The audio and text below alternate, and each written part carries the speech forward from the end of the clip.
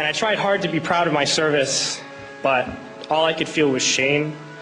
And racism could no longer mask the reality of the occupation. These were people, these were human beings.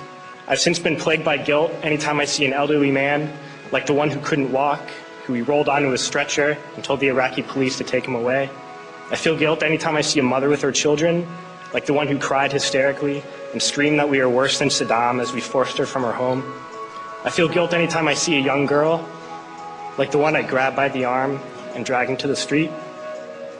We were told we were fighting terrorists. The real terrorist was me, and the real terrorism is this occupation.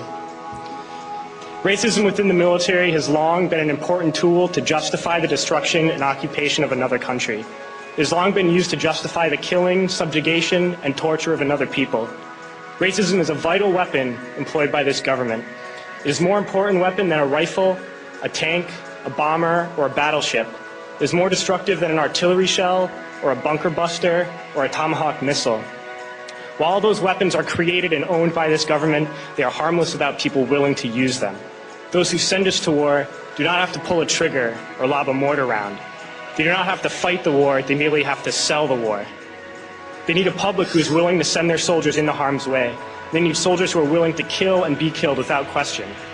They can spend millions on a single bomb, but that bomb only becomes a weapon when the ranks in the military are willing to follow orders to use it.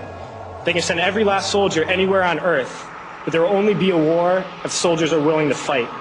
And the ruling class, the billionaires who profit from human suffering, care only about expanding their wealth, controlling the world economy. Understand that their power lies only in their ability to convince us that war, oppression, and exploitation is in our interest. They understand that their wealth is dependent on their ability to convince the working class to die to control the market of another country. And convincing us to kill and die is based on their ability to make us think that we are somehow superior. Soldiers, sailors, Marines, airmen have nothing to gain from this occupation.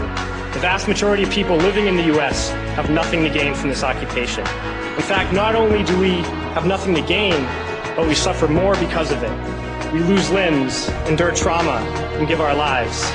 Our families have to watch flag-draped coffins lowered into the earth. Millions in this country without health care, jobs, or access to education must watch this government squander over $450 million a day on this occupation.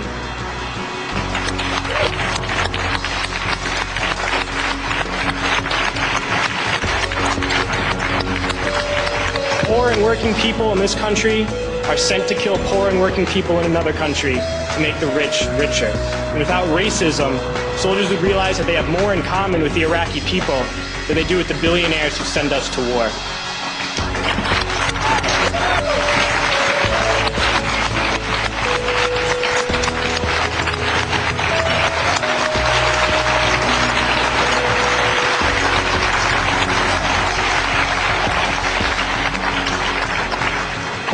I threw families onto the street in Iraq, only to come home and find families thrown onto the street in this country, in this tragic and unnecessary foreclosure crisis. We need to wake up and realize that our real enemies are not in some distant land.